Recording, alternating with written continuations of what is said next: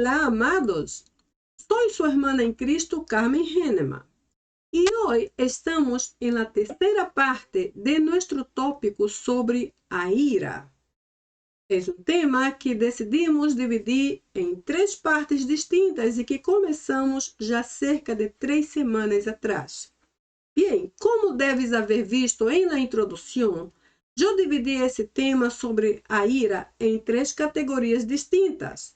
La primera es la ira orgué, la segunda, la thumos, e la tercera, la ira misel. Como vimos en la introducción, la ira orgué es la ira de Dios, que nace en su santidad y termina en la restauración de nuestra vida. O sea, es una ira totalmente positiva y que siempre trabaja en nuestro favor para nuestra sanidad y restauración. La ira thumos es definida como la ira del hombre, que nace en su naturaleza pecaminosa, o sea, en su pecado y termina en su destrucción.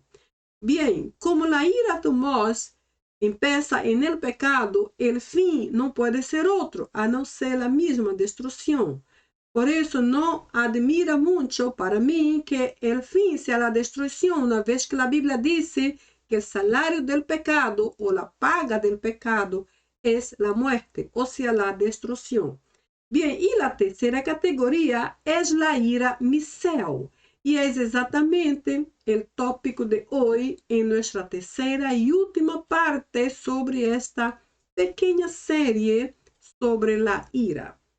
Como vimos en la introducción, la ira misel es definida como la ira de Satanás. Y como ira de Satanás, ela empieza en su odio contra Dios y termina en la condenación eterna. Agora, quando eu digo ódio contra Deus, eu não só menciono contra a persona de Deus ou contra a Trinidade, pero também me refiro a todo lo que se refiere a Deus. Ou seja, o ódio de Satanás vai contra Deus, contra a Igreja de Cristo, contra a palavra de Deus, contra os seguidores de Cristo, contra os hijos de Deus, contra nossa fé, vai contra todo lo que se relaciona ou se refiere a Deus. Por isso mesmo, a condenação é seu fim. Eu creio também que se Satanás pudiera, ele mataria a Deus e lo haria desaparecer de todo o universo. Pero como não pode, então trata de atacar aqueles que caminham com Deus. Novamente, su fim será o inferno, a condenação eterna, uma vez que esse tipo de conduta, de atitude, jamais será perdonada e muito mais referindo-se a nosso inimigo. Para suportar mis comentários, eu les traje 2 referências neste dia, neste vídeo sobre a introdução. Então, a primeira está em Juan 15:18, que diz: Se o mundo los odia, sabéis que me ha odiado a mim antes que a vosotros. Bem, aqui vimos 2 coisas interessantes. Primeiro é o mensaje de que sim, o mundo nos odia. Isso é verdade. Aqui não há nenhuma dúvida, apesar de que a primeira palavra aqui é sim, pero isso é uma declaração bem clara, bem imperativa.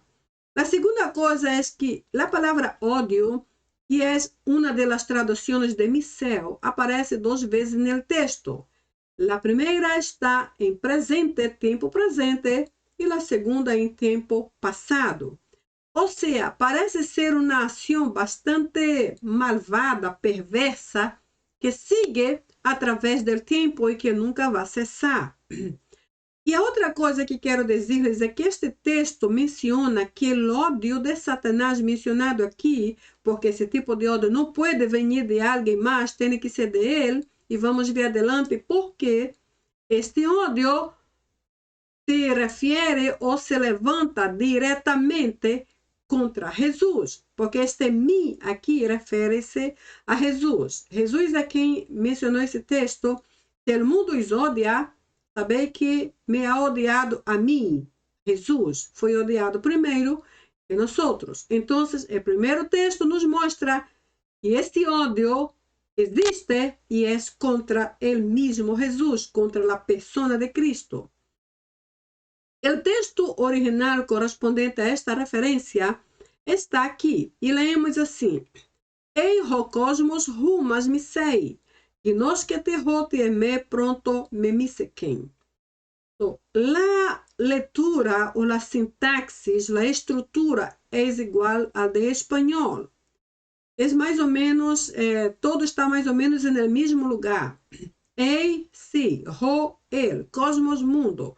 Humas es os, referindo a la segunda del singular. O sea, literalmente seria tu. Se o mundo te odeia, por que digo isto? Porque aqui a tradução em grego, a terminação refere-se à segunda del singular.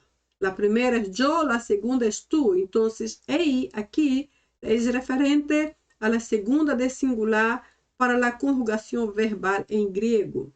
Então, nesse caso, odeia está em tempo presente, misei é o mesmo verbo conjugado, certo? Odiar, referindo-se à segunda del singular. Depois disso, temos sabes que me ha odiado. A palavra sabes, aqui em espanhol, está tratando, esforçando-se para dizer a mesma coisa que disse em grego, porque há uma pequena diferença aqui. Sabes, existe uma diferença entre saber e conhecer. Saber, em minha opinião, se refere às coisas mais superficiais e conhecer se refere a lo mais profundo. Por exemplo, saber, eu sei tu nome. Conhecer, eu não te conosco. Saber tu nome, saber onde vives, saber a tu direção, não significa que eu te conozca, porque são duas coisas diferentes. Então, em grego, há duas palavras diferentes para identificar o saber e o conhecer. Para saber, a palavra é oidas. Oidas é literalmente saber e se refere a lo mais superficial, porque conhecer, o gnosco, como vimos aqui, é saber com profundidade, ou conhecer profundamente, conhecer completamente, conhecer totalmente. Este é gnosco. E aqui está conjugado gnoskete, porque é uma conjugação verbal. Então, o caso é que saber ou conhecer, esta palavra gnosco está correspondendo a sabes. Então, gnoskete, sabes, que é a preposição hote, e aqui vem me, mi.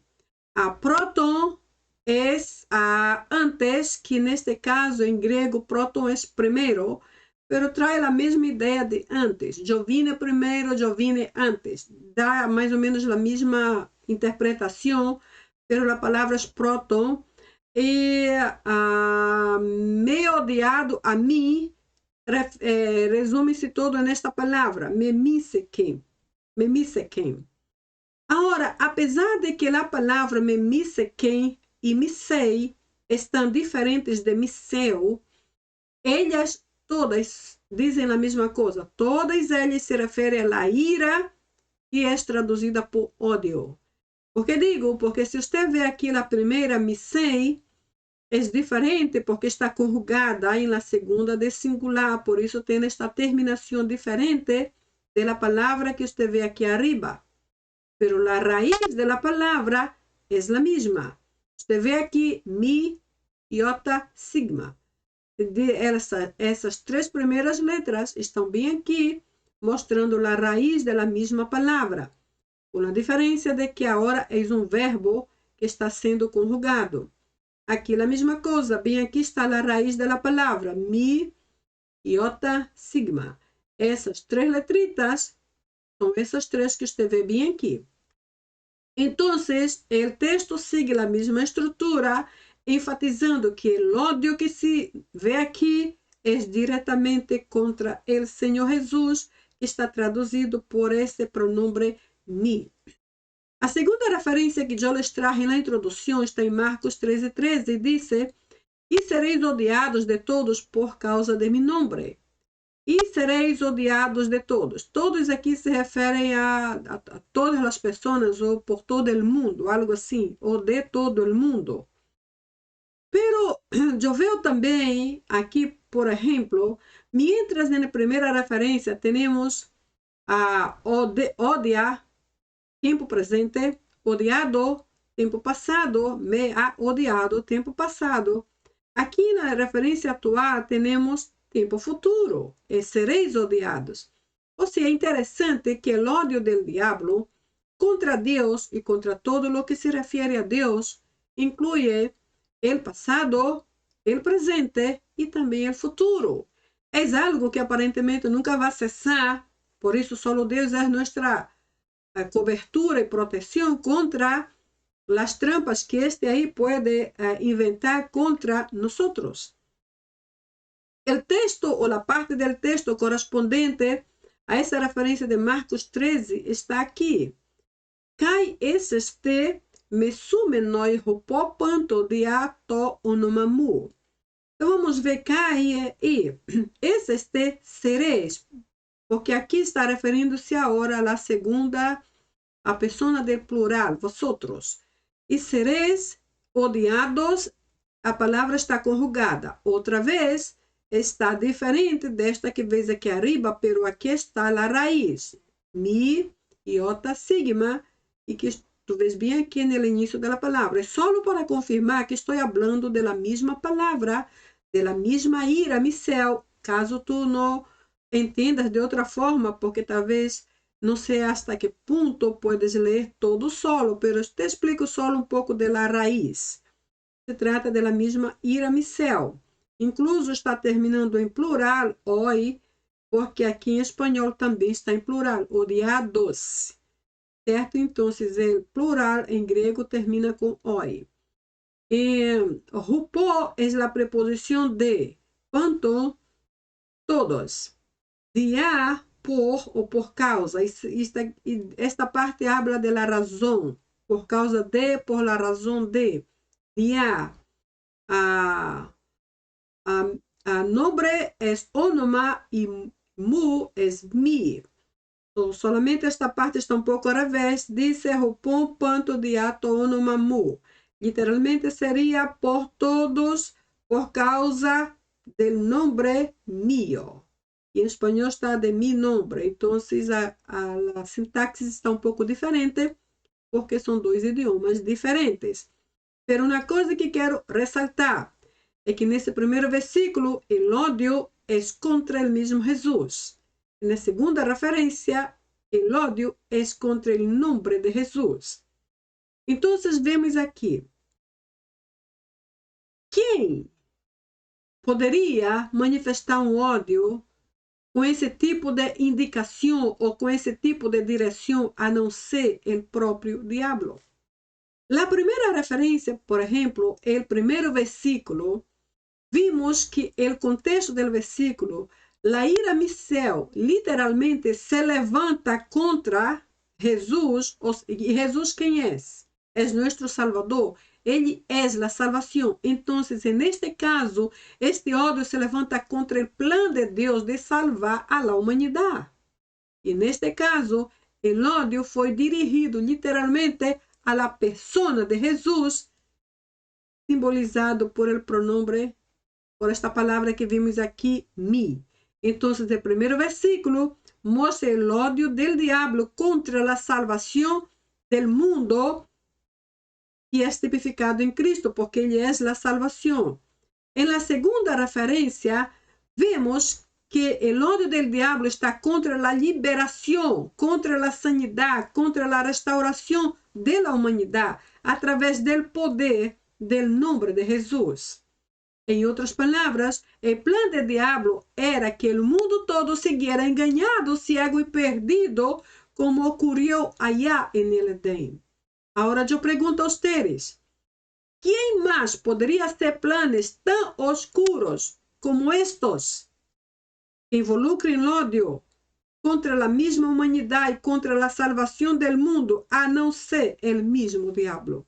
Por esta razão, para mim, Misel é a ira de Satanás, é a mais perversa e é a que termina em maior catástrofe. Si Jesús fuera a escuchar eso, nunca jamás debería decir, pero en caso de que fuera uno de nosotros que escucha y se deja confundir, el mundo no sería salvo, no tendríamos un Salvador, no seríamos jamás salvos en la eternidad. Nuestra vida sería un tormento para siempre. Entonces, ¿por qué? Porque el impacto de ese odio que viene de este individuo contra nuestro Dios y todo lo que es nuestra vida con Cristo es real. Y yo no encuentro nada más fuerte que la ira Misael para asociar con el plan diabólico del adversario contra nuestra eternidad. Ahora vea, hay diferentes formas de uso para la palabra Misael.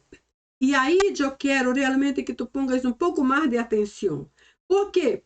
Porque eu digo, há diferentes formas ou diferentes aplicações para a palavra Misael. Porque depende muito de como o texto se apresenta, como se desarrolla e como termina. Então, de acordo a los estudiosos, a los que estão interpretando os textos, tal evento pode ser que seja a ira Thumos, que aquela que vem del hombre termina em destruição, ou pode ser a ira Misael, que aquela que vem del ódio hacia Deus e termina na condenação eterna. Depende da interpretação, depende de como o texto ou do contexto trabalha.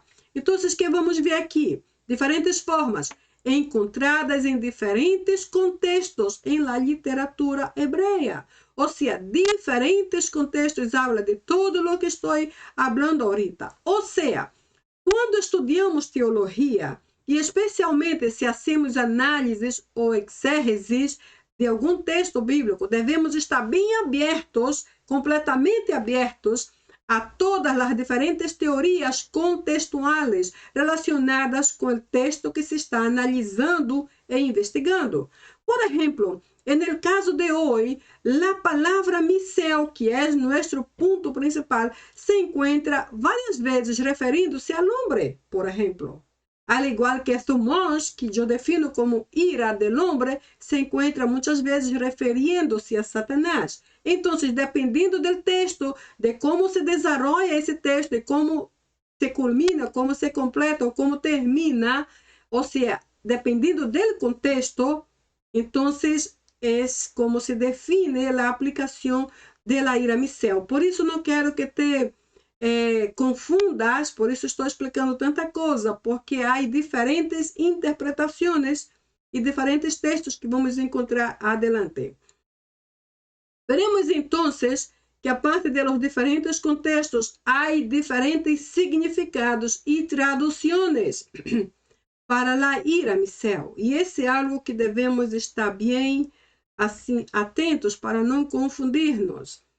Por exemplo, incluso me ouviré dizer que há diferentes significados e traduções, incluindo o uso da Septuaginta. Ora, veja, quando aplicada a la reação del hombre, ou seja, quando Misael é associada com o homem, ela pode significar que? Pode significar amar menos, detestar ou perseguir. Perseguir parece diferente, mas perseguir em realidade é a sequência de odiar. Se alguém odia ou detesta, então o seguinte passo é perseguir a esse a quem se odia. É a tendência negativa, mas é a tendência. Também pode ser entendida como depreciar ou despreciar, ou dar menos ou nenhum valor. Isso quando se associa ao homem, certo? Estou falando do homem.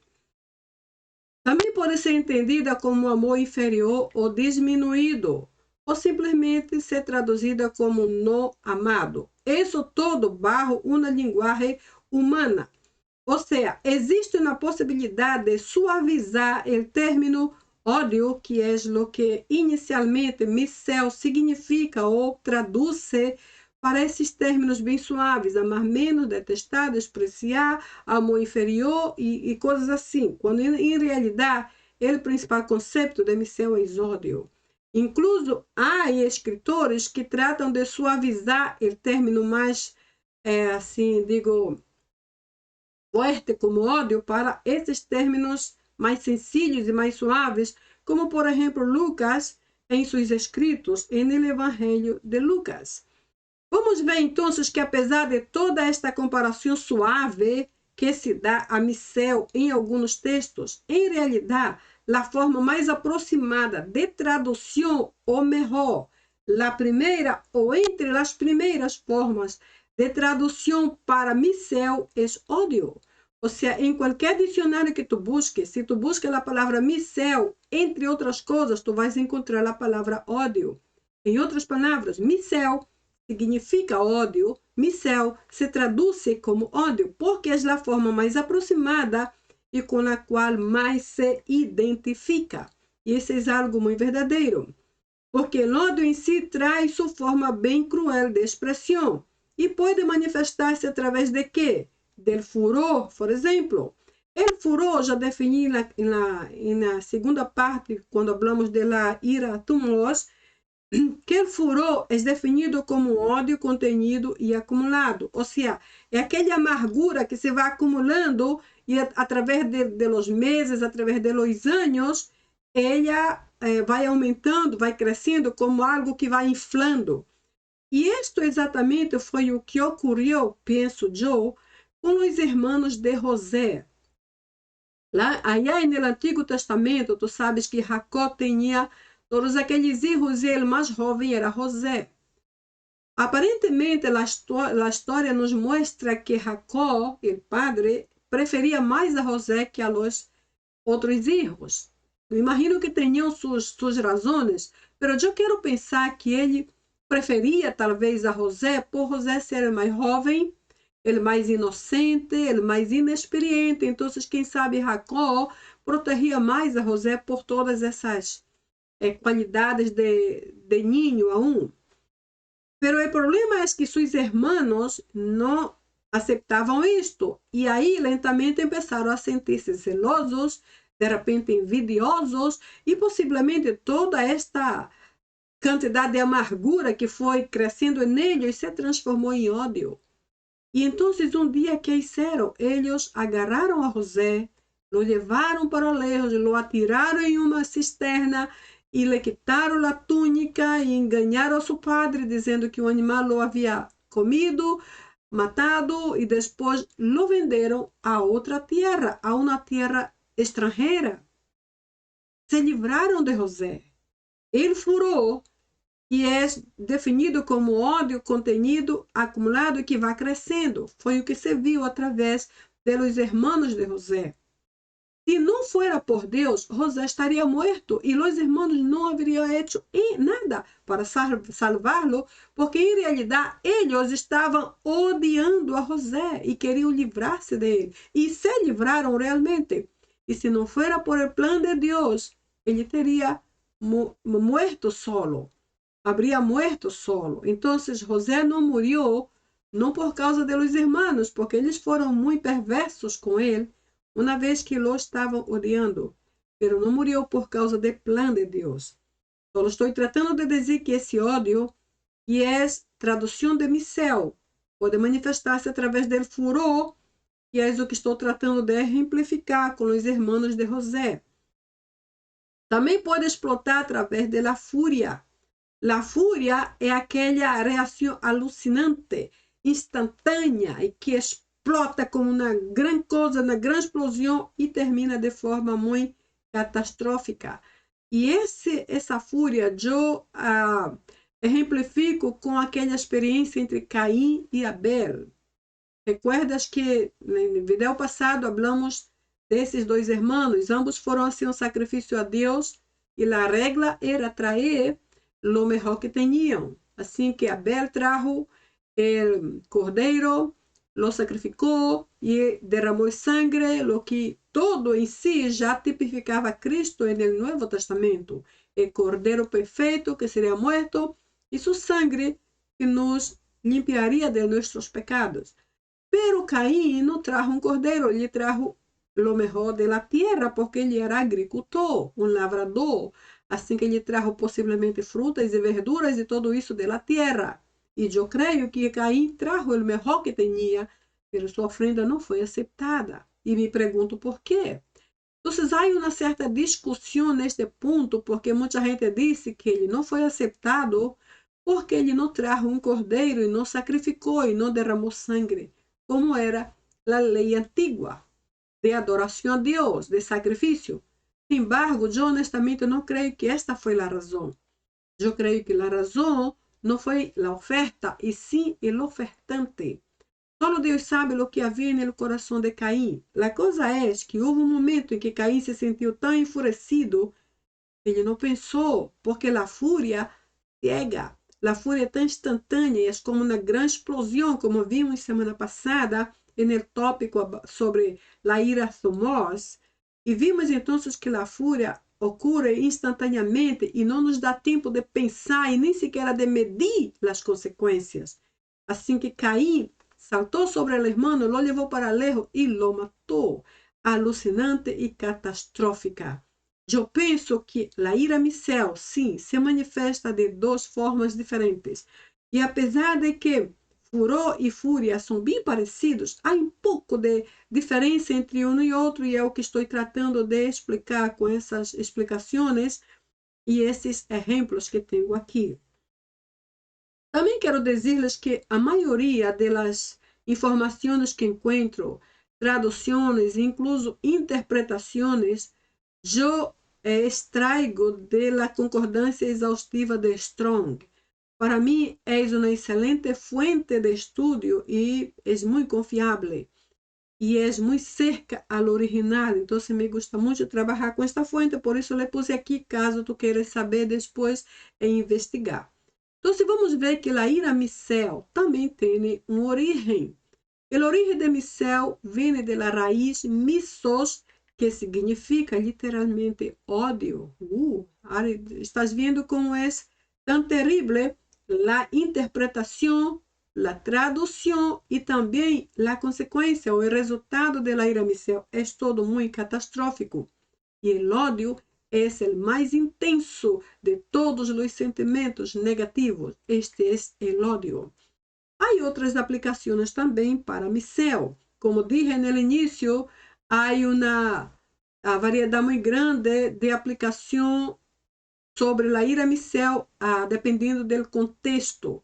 Como a história ou o evento ocorre dentro do contexto, como se desarrolla e como se completa, como termina. Então, de início, ódio é uma de suas primeiras traduções para micel. Por isso, quando tu busques por micel, imediatamente verás que micel significa ódio. O micel se traduz como ódio. Se não é a primeira, está entre as primeiras, porque é imediata essa tradução. Apesar disso, tem outras aplicações, como, por exemplo, micel também significa odiar, detestar, enojar ou enojar-se, repugnar, rechazar e incluso poner-se contra. Ou seja, poner-se contra é exatamente o que nosso inimigo faz. Está contra todo, está contra Deus e contra nós outros todos, certo? Então, aqui é para mim o conceito original, ódio, o mais intenso e mais cruel de todos os sentimentos. Mas também aparece desta forma um pouco mais suavizada, e se vamos ao original destas palavras em determinados textos, nos levam diretamente a micel, que é o mais terrível dos sentimentos de ira. Então, veremos que micel aparece cerca de 173 vezes no Novo Testamento e na Septuaginta. Alguém me perguntou outro dia, que é a Septuaginta? Que seria isto? Como poderia conceptuar? Então, eu só quero dizer algo para ajudar a esta pessoa que me perguntou e se alguém mais necessita. Pero a Septuaginta é nada menos que a tradução da Bíblia hebreia para o idioma grego. Ou seja, a Bíblia foi traduzida do hebreu ao grego. Isso é todo. E o nome Septuaginta provém da palavra latina 70, que indica ou que apunta diretamente para os 70 ou 72 eruditos que foram os tradutores principais da Septuaginta, desta versão de que les estou falando. Esta tradução se deu entre os siglos 3 e 2 a.C. em Alejandria, Egipto.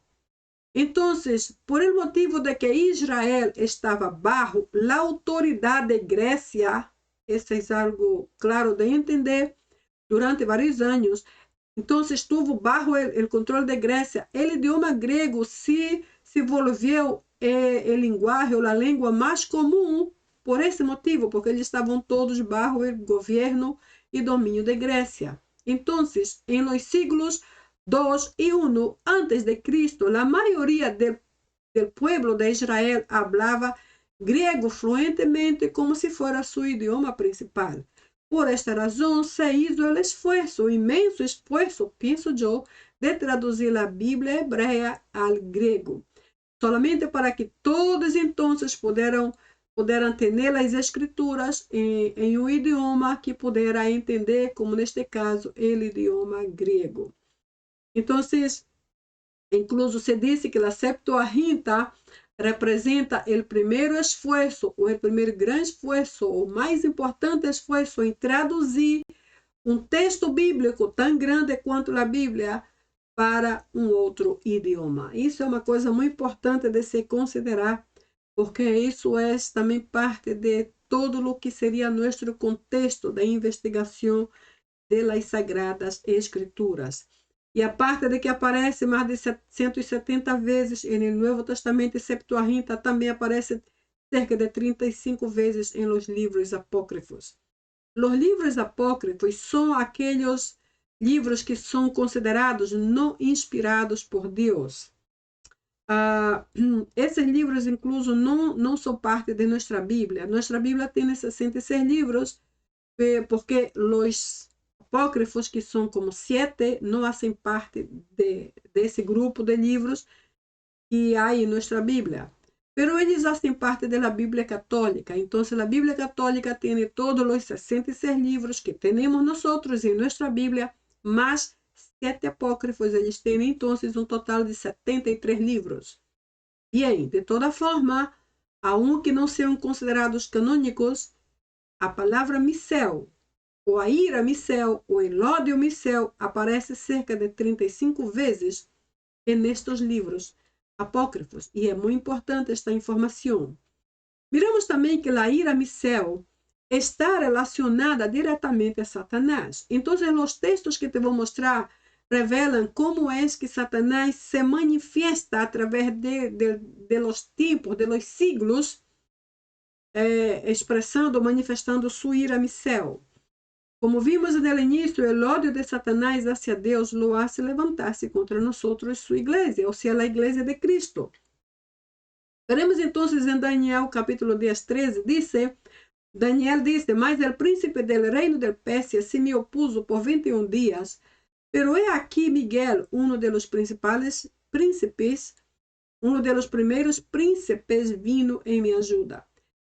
Não temos tempo de falar do texto em si, ou da cultura, ou de lo que foi essa experiência, mas eu resumo todo isso em dizer isto. Daniel estava falando de uma grande oposição espiritual. A oposição que obrigou, ou que foi necessário, que hizo necessário que os cielos intervinieran por ele. E Miguel vino em sua ajuda, vino em seu encontro, vino em seu auxílio, porque Satanás se atreve a manifestar este ódio contra nós, a igreja de Cristo. Porque, como dije no início, na introdução, porque ele odia a Deus com todo o seu ser. E como não pode manifestar-se contra Deus, se manifesta contra nós, pero não só de agora, desde muito tempo atrás, incluindo aqui esta época em que Daniel escreveu, e que Daniel dijo aquilo que dijo. En el Nuevo Testamento, en 1 Tesalonicenses 2:18, lemos, Pablo dijo esto, ya que queríamos ir a vosotros, yo Pablo, más de una vez, pero Satanás nos lo ha impedido. O sea, Satanás no nos permitió ir. Pablo quiso ir visitar para ministrar, para bendecir, para liberar, para edificar, para hacer la obra de Dios, que era lo que él hacía. Pero Satanás, y el texto aquí está más claro, aquí Daniel usa el término reino príncipe del reino de la Persia. Aquí va directo a su nombre. Satanás no me permitió, yo fui impedido, o nosotros fuimos impedidos de ir, porque Satanás se cruzó en el camino. ele se atreve a manifestar-se através desse ódio contra Deus para provar que ele está aí para causar estorvos. Em Apocalipse 13:6 leemos: e abriu sua boca em blasfêmias contra Deus para blasfemar de su nombre e de su tabernáculo e de los que moram en el cielo. Quem é este que blasfema contra su nombre hasta contra los cielos? Tem que ser Satanás. Assim que vimos aqui que ele abre sua boca em blasfêmia, e blasfêmia, irmãos, essa é a terminologia mais ofensiva referente ao pecado. Ou seja, de todos os nombres que podemos usar, o mais terrível, mais ofensivo é a palavra blasfêmia. Todo o malo se resume em blasfêmia. Este inimigo de nossas almas abriu sua boca contra Deus para blasfemar contra su nombre, contra o nome de Deus, contra su tabernáculo, eu me refiro contra su pueblo e também contra os que vivem no cielo, ou seja, contra os ángeles que habitam no cielo. É blasfemo por excelência. E o versículo, capítulo 12, 9 diz: e fui arrojado, e foi arrojado el gran dragón, la serpiente antigua que se llama el diablo y Satanás, el cual engaña al mundo entero. Foi arrojado a la tierra e sus ángeles foram arrojados com ele. Aqui vimos que há uma diversidade de adjetivos referentes a Satanás. Primeiro, ele é chamado de grande dragão. El gran aqui não habla de uma qualidade positiva, porque a conotação aqui é que ele é um ser malo, muito malo. Então, esta palavra gran habla de la dimensão de sua perversidade. Então, o grande dragão aqui é um término negativo. La serpiente antigua recuerdan de el jardín del Edén, quando a serpiente enganou Adão e Eva e los hizo cair. E por isso, todos nós nos tornamos pecadores, porque heredamos a pecaminosidade de aquela primeira família. A serpiente, referindo-se a Satanás, que se chama el diablo, aí já está seu nome bem claro, e diablo em la Bíblia significa literalmente caluniador, e também chamado de Satanás, que é o adversário, o qual engana o mundo inteiro. Então, é enganador, o mentiroso por excelência. Este já foi arrojado da terra e seus ángeles foram arrojados com ele. Já sabemos disso porque desde o Antigo Testamento, a Bíblia já nos narra que ele foi lançado, foi echado para fora da presença de Deus, por ser um ser muito malo. Estes versículos só mostram a manifestação da ira Misel e como ela está relacionada diretamente ou associada diretamente a Satanás. Estas intervenções que ele hizo para impedir, para frustrar, para bloquear, para insultar, para blasfemar, todas são reações claras e nítidas de seu ódio hacia Deus e hacia tudo quanto se refere a Deus. Como Satanás é conhecido? Temos aqui algumas definições para ver algumas de suas horríveis qualidades. Veremos então que em hebreu, esse inimigo é chamado Satã, literalmente. Satã, que significa adversário. E você sabe que adversário é aquele que está contra, certo? Um adversário nunca está a favor. O adversário é parte do equipo oposto, por isso é nosso adversário. No judaísmo, ele é conhecido como um ser de inclinação mala. É um ser malo, perverso. Ele não é reconhecido como alguém favorável ou positivo, mas é um ser que tem inclinação ao mal. No cristianismo, que é nosso sistema de vida, ele é chamado de inimigo e ángel caído. O cristianismo aqui, eu não quero mencionar como religião, porque não é. Eu não creio que nós vivemos alguma religião. Eu creio que nós vivemos a vida de Cristo, por lo menos nos esforçamos por hacerlo. Então, cristianismo aqui eu chamo sistema de vida basado em Cristo, cristocêntrico, certo?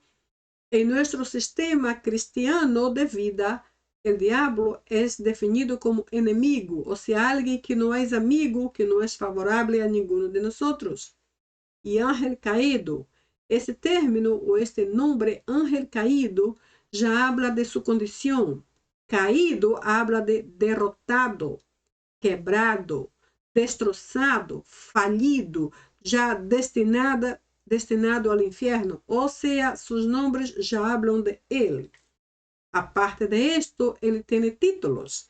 Por ejemplo, uno de sus nombres, Satanás, adversario, el diablo, que es calumniador, es padre de la mentira, tentador, acusador, príncipe de este mundo, Dios de este siglo, príncipe de las potestades del aire, ángel de luz, león rugente, maligno, incluso llamado de Beelzebú, que es el príncipe de los demonios. Y sobre todo es alguien que vino para matar, roubar e destruir.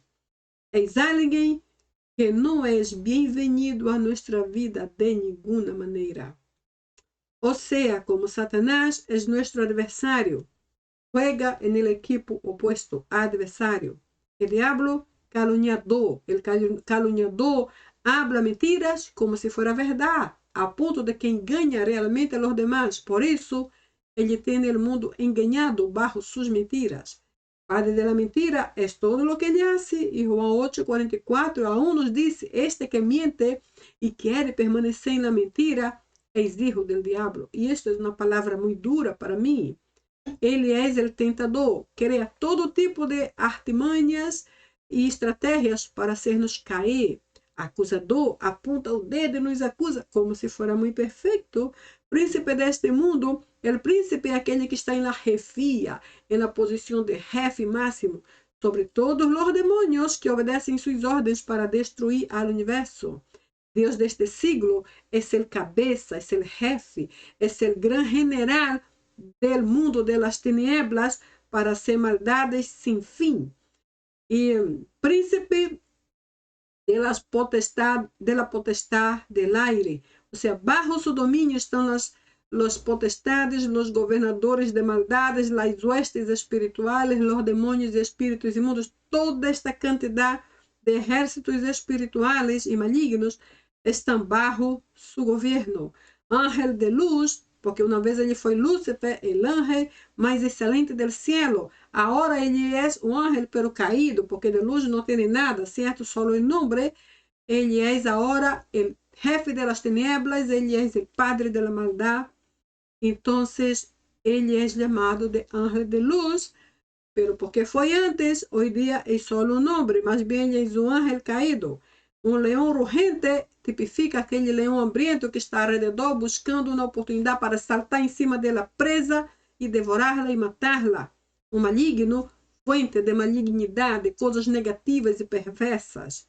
E ele é incluso o jefe dos demônios. Ele sabe a quem enviar, para quem enviar, com que missão, a fim de destruir a todos que encontre por adelante. E, sobretudo, tem a missão de matar, roubar e destruir. E não só matar fisicamente, mas matar nossa fé, matar nossa alegria, matar nossa paz, matar nossa esperança de vida eterna. Não permitamos. Esse indivíduo não tem nada a ver com nós, não o necessitamos, não deve ser bem-vindo a nossa vida. Hasta o hebreu do Antigo Testamento concorda que o ódio de Satanás é muito perverso e se compara totalmente com Misael do Novo Testamento de que estamos falando.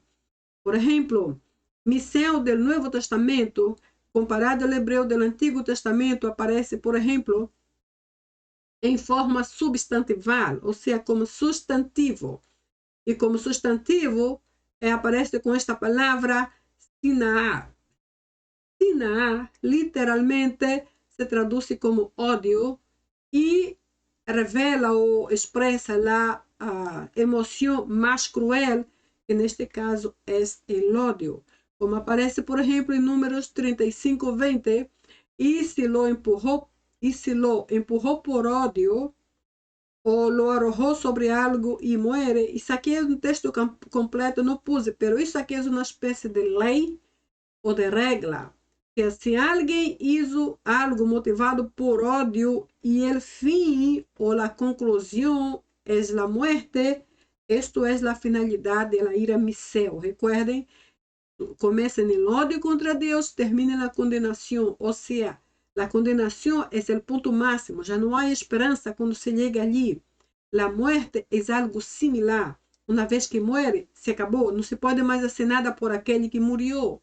Entonces, aquí esa parte del texto muestra la crueldad, por eso coloqué más cruel, muestra la crueldad de esta palabra sinaa o ódio o no Nuevo Testamento lo que sería miseo. Y esa palabra sinaa o la ira o el ódio sinaa se refiere a emociones que van desde simples desdém, não sei se sabem que é desdém, pero é como uma pequena ironia, uma burla, pequenas ofensas com palavras, ou seja, como uma ironia, uma burla amarga, o que produz amargura, hasta el ódio absoluto. E isto aqui é o que vimos na situação de los hermanos de José. No início le diziam coisas a José, não creiam em seus sonhos, se burlavam de ele, é o que seria o bullying de hoje dia. E lhe diziam palavras e coisas para cá e para allá, hasta que um dia chegaram à expressão do ódio absoluto, quando trataram de eliminá-lo completamente da vida de eles. E outra vez digo, solo não morreu porque Deus tinha um plano com toda aquela aparente tragédia. Pero seus irmãos realmente executaram o ódio absoluto contra José. A palavra Sinaá aparece cerca de 17 vezes no Antigo Testamento. Também aparece como verbo, aqui temos como substantivo, ódio. Agora, como verbo, ele aparece como sané, e literalmente se traduz como odiar.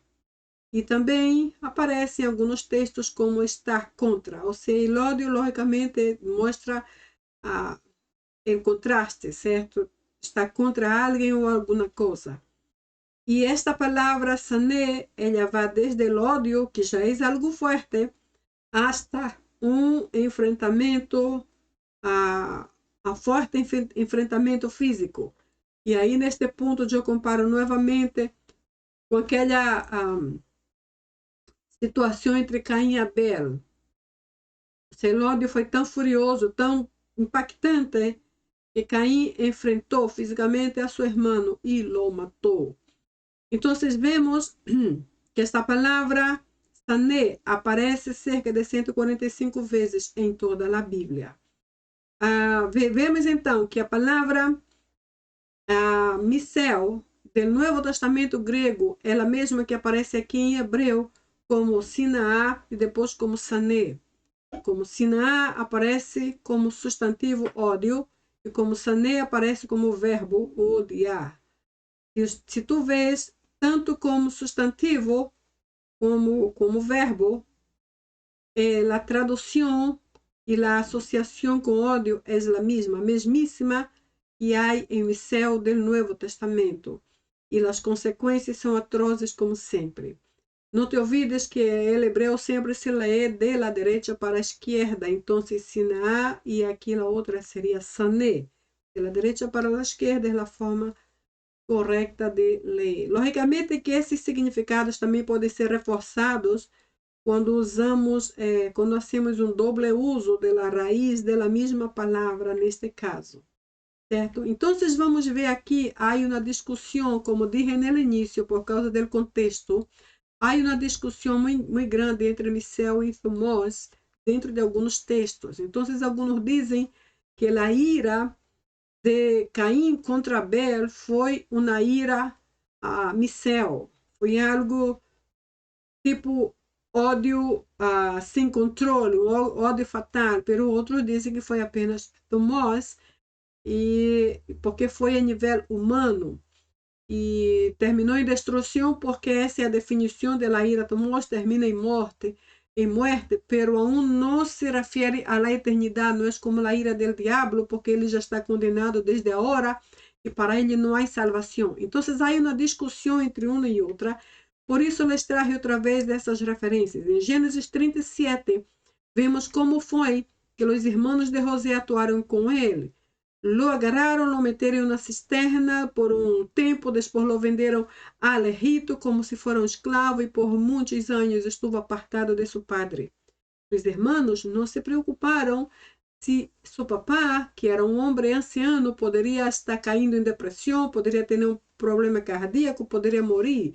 Não se preocuparam tampouco com José, por ser muito jovem e não entender quase nada, poderia terminar traumatizado, poderia pensar ser algo, enfim. Simplesmente não pensaram. Então, te pergunto, que tipo de ira será que tu aplicarias para este evento? La ira Misel, que é a mais cruel e mais forte, ou la ira Thumos, que é definida como ira humana. A outra referência está no mesmo livro de Gênesis, capítulo 4, quando vimos aqui em Caim que se levantou contra seu irmão Abel e lo matou. Ambos apresentaram sacrifício. Abel apresentou um cordeiro, hizo o derramamento de sangue e foi aceitado por Deus.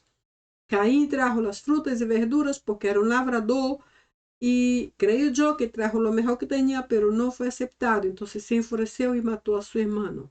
Bem, em tua opinião, que ira aplicarias tu para José e seus irmãos, ou os irmãos de José contra ele e Caim contra Abel? Qual seria a tua definição para esses dois sérios e fortes situações?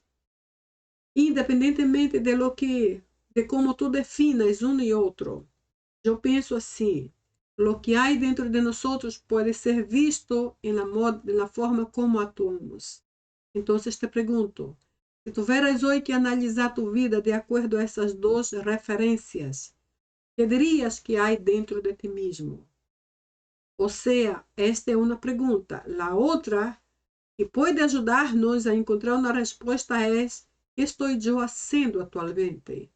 Como são minhas palavras neste momento? Quais são minhas reações? Como são minhas expressões de caráter? Quais são minhas obras mais comuns? Quais são os resultados delas? Ou seja, que tenho dentro de mim? E quando eu digo assim, eu também incluo a mim mesma. Estou falando a nós outros. Esses dois textos nos podem ajudar a descobrir o que há dentro de nós outros. Que tipo de emoção, que tipo de reação guardamos. E digo isso porque talvez seja necessário, em base a este tópico, nos autoanalisar outra vez. E como Davi, orar e dizer: Senhor, vê se há em mim algum caminho mal. E guia-me por el caminho eterno, assim como dijo Davi no Salmo 139. Eu, a vezes, sinto que necessito me reevaluar uma e outra vez. Sobretudo quando me sinto muito impaciente, quando me sinto muito estressada, quando começo a falar sem parar, ou quando emocionalmente reaciono de alguma forma não muito comum para mim, vejo que há uma necessidade de reevaluar-me, porque não somos perfeitos. É possível que as correrias, o cansaço, o estresse, as molestias do dia a dia nos afetem. É possível. Por isso é necessário ir delante de Deus diariamente, não só em nosso devocional, pero em tudo o que hacemos.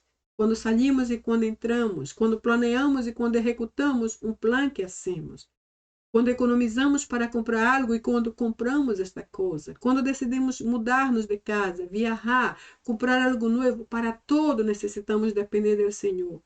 Estou segura que Ele nos ajudará a ver nosso coração como miramos nossa cara e no espejo, assim, dizer: bueno, tu eres esta pessoa, esta aqui é tua imagem. Tu estás luzindo exatamente assim. E que o Senhor nos ajude a não guardar ódio em nosso coração, porque antes de afetar a outra pessoa, isto vai afetar a nós mesmos. Que o Senhor Jesus nos ajude a andar como Ele. E, sobretudo, ser melhores cristianos, mais parecidos com seu Hijo Jesucristo. Ese es el honesto deseo de mi corazón. Bien, gracias por haber estado conmigo durante toda esta corta série de estudos sobre el tema de la ira. Yo honestamente espero que hayamos, tú y yo, añadido algo nuevo a nuestras vidas con todas estas conversaciones y videos y PowerPoint sobre ese tópico.